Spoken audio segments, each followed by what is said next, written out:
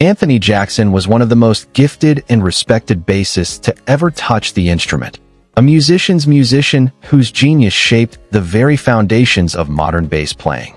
Born on June 23, 1952, in New York City, Jackson was a prodigy who approached music not as entertainment, but as an art form deserving of study, depth, and innovation. He was the type of artist who pushed the boundaries of what the electric bass could be, both in sound and in concept. He didn't just play bass lines, he redefined them. With an ear for precision and a mind for theory, Jackson sought to elevate the bass from its supportive role into something orchestral, melodic, and endlessly expressive.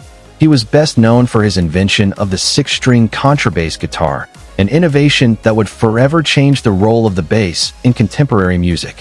While most bass players were content with four strings, Jackson envisioned an expanded range, a broader voice that could encompass both thunderous lows and expressive highs. His vision inspired the design of what we now recognize as the modern six-string bass, an instrument that countless musicians around the world would later adopt. It wasn't just a new tool, it was a revolution that redefined how musicians thought about tone, harmony, and expression. Jackson's career was as deep and complex as his playing style.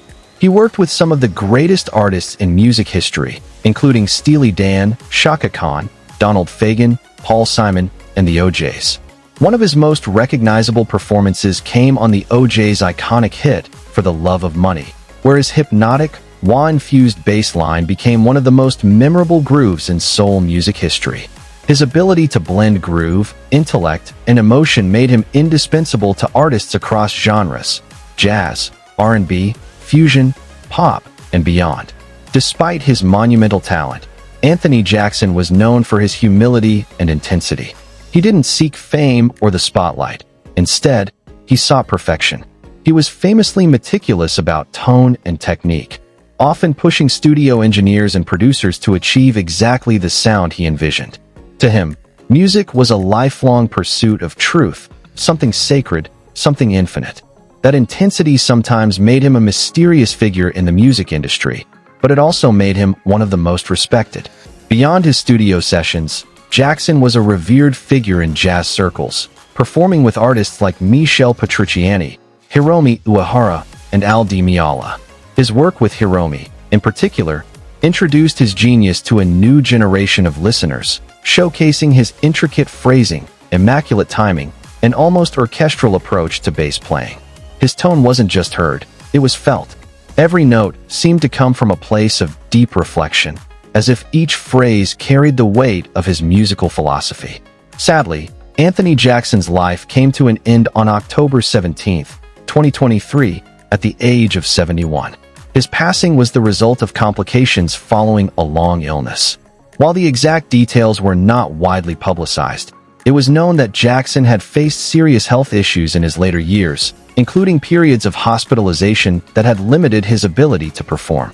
His death marked the loss of one of music's true architects, a man whose influence will ripple through generations of musicians to come. The news of his death sent waves of sadness throughout the music world. Fellow musicians, producers, and fans flooded social media with tributes, recalling how Jackson's artistry had shaped their own understanding of music. To many, he was not just a bass player, but a visionary, someone who treated his instrument with the reverence of a philosopher holding a pen. His innovations and teachings left a legacy that extends far beyond his recordings. Anthony Jackson's influence can still be heard every time a bass player ventures beyond convention. Every time someone plays with both heart and intellect, with both groove and grace. He changed the vocabulary of bass forever, and in doing so, he elevated the entire art of music. His six-string contrabass wasn't just an instrument, it was a reflection of his soul, a vessel for his endless curiosity and dedication. Even in death, Anthony Jackson's presence remains alive in the notes he left behind.